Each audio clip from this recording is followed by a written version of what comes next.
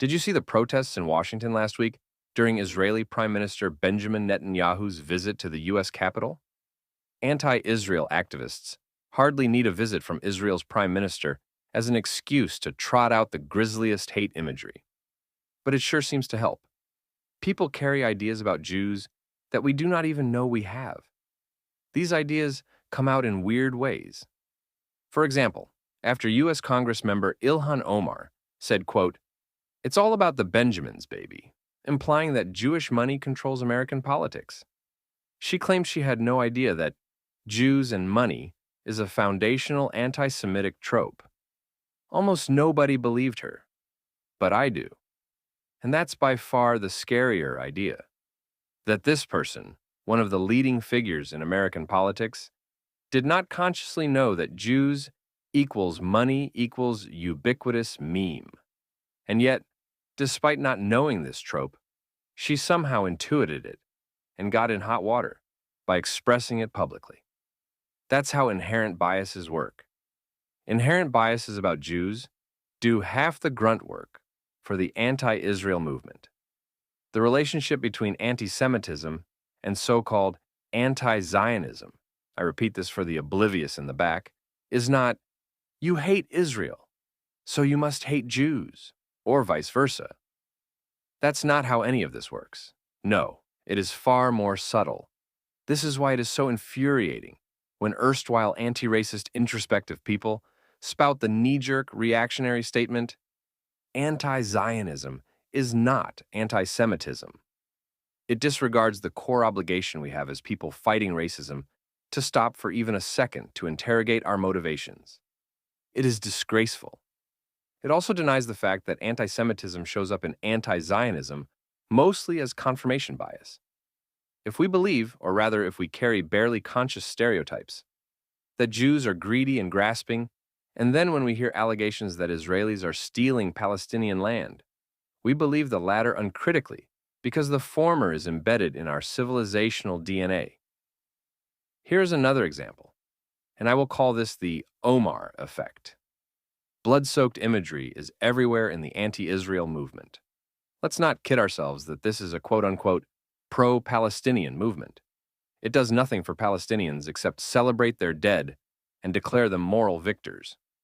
During the protests around Benjamin Netanyahu's visit to Washington last week, posters, social posts, and memes everywhere had images of him and Israeli flags and anything Israel-related, covered in blood. Fair enough, you might say.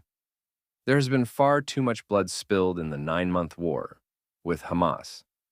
But let's take a second. We do not see images of mass-murdering Syrian President Bashar al-Assad covered in blood.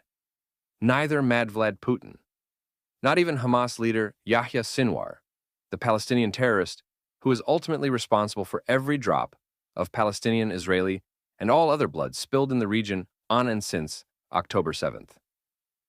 None of the world leaders or terrorists who are figuratively soaked in blood are given the red paint treatment like Netanyahu in Israel. Why?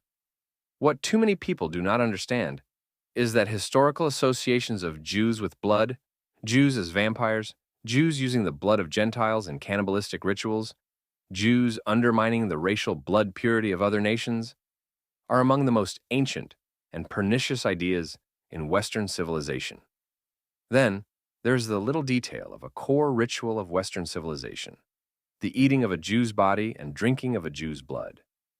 This happens daily or weekly just down the street from your house during the Christian Eucharist, a ritual so foundational and so taken for granted by many that we may not even understand how these ideas of Jews, of guilt and forgiveness, of drinking blood, can get jumbled up in our too human minds and come out in the most perverted ways. Note, of course, that this example is inverted. It is Christians drinking the blood of a Jew, not the other way around, which may disprove or prove my point. Maybe I am wrong about this, but is it not just as likely that over 2,000 years, the various ideas of Jews, Christians, and blood got a little mixed up?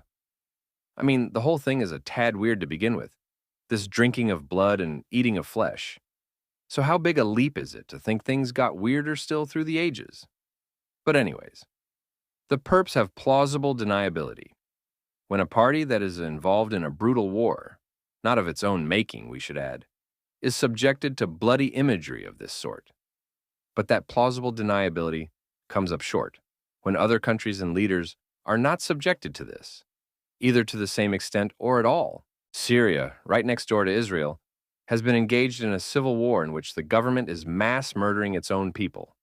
And not only do we not see anything remotely similar to this blood-soaked imagery against Bashar al-Assad, we do not even see an infinitesimal fraction of the number of people marching in the streets, posting on social media, or prioritizing the deaths of Syrians, exponentially more of whom have died in that conflict than have died on both sides, combined in the current Israel-Hamas-Hezbollah war. The fact that people will defend themselves by saying that they were unaware of this long history of blood libels against Jews does not diminish their guilt, but proves my point. It shows precisely how integral these ideas are to our civilization that young Western activists would somehow intuit that, alone among all possible perpetrators of violence in the world, it is Israelis, that is, Jews, who are uniquely singled out for bloodlust. There is a parallel here with Nazi imagery. Notice that Israel is routinely being compared with Hitler and the Nazis. It is never the other exemplars of inhumanity that activists choose to employ when attacking Israel. It is never Stalin or Mao or Pol Pot. It is always Hitler and the Nazis, swastikas and SS officers. Note, too, that Syria, Russia, and China are almost never subjected to accusations of Nazism. No, it is the Jewish state. The very people who were Hitler's victims are accused of exemplifying his essence. We reserve that despicable salt for Jewish wounds. Hell, in what could be a brilliant twofer of political cross-branding, why not accuse Netanyahu of being Bashar al-Assad? If you want to make hysterically inappropriate comparisons, why not that one? Because it wouldn't work. Despite the fact that Assad's brutal civil war has killed somewhere around 600,000 people. 600,000!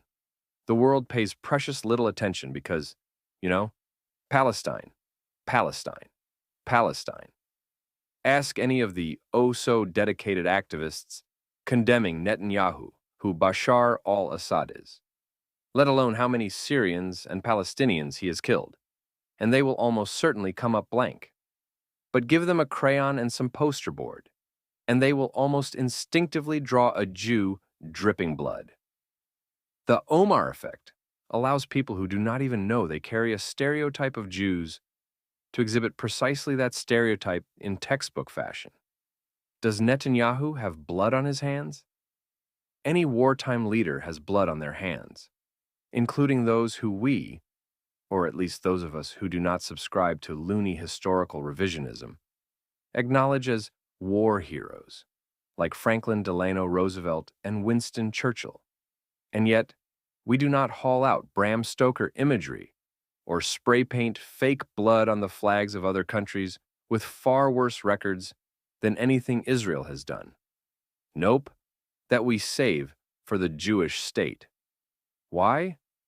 Because whether we know it or not, accusing Jews of being bloodthirsty, inhuman monsters has a long history in our civilization. The people brandishing these images will reply, with some legitimacy, that these historical tropes notwithstanding, too much blood has been shed. But this is the key. That blood has been shed because of a war started by Palestinian terrorists and perpetuated by Palestinian terrorists. The war could end today if Hamas surrendered. The world, though, does not accuse Hamas leader Yahya Sinwar, Hamas, or Palestinians broadly, as they do Israelis broadly, of bloodlust. This is how inherent bias works. Hamas started a war that has killed tens of thousands of Palestinians, some innocent, some not. And the world, overwhelmingly, blames Israel. Because that is what centuries of blood libels do to our ability to interpret current events rationally. We see Jews attacked. We see Jews fight back. We see blood and we blame Jews. Not because Jews are to blame, but because almost anyone who has been raised in the context of Western civilization, religion, and culture carries atavistic residue that associates Jews with blood.